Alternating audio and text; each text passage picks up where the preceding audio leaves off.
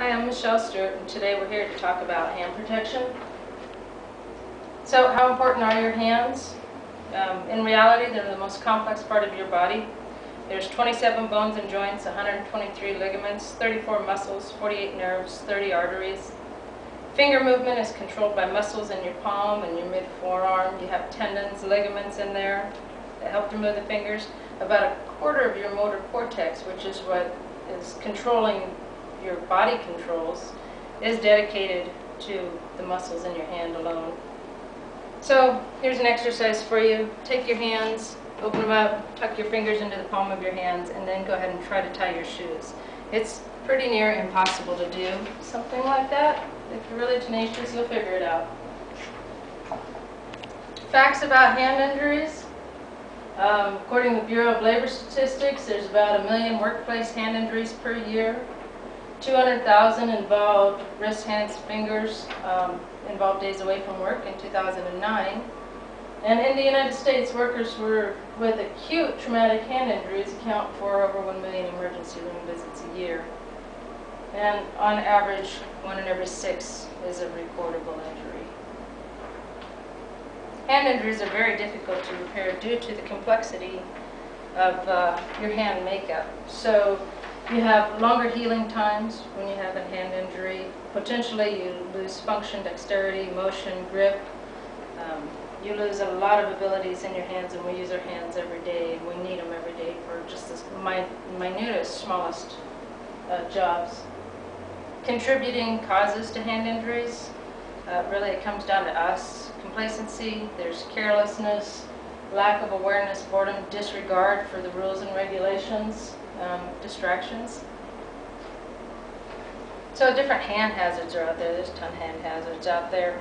Just about anything we do in our everyday life is a hand hazard. Punctures, bee stings, tools, you name it. To me, the most important is the fact that you are your worst hand hazard. So at-risk behaviors contributing to hand injuries.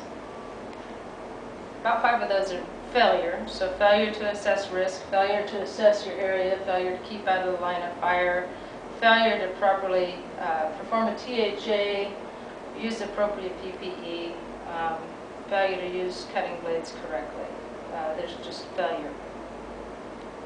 So when you're assessing the risk, you want to be alert to all the potential hazards. You want to make sure that you're doing your THA properly, that you're assessing all of the risks, assess your tools, make sure your tools are in good working order, and that you've mitigated all the risks as well as assessing them.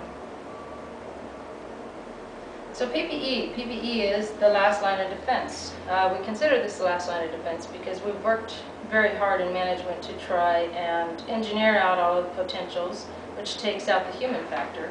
If we can't engineer out the potentials, we've administrated as much of it as we can with procedures, standard work practices, rules, and as the last line of defense, we do put PPE in between the body and the hazard to mitigate it as much as possible at that level.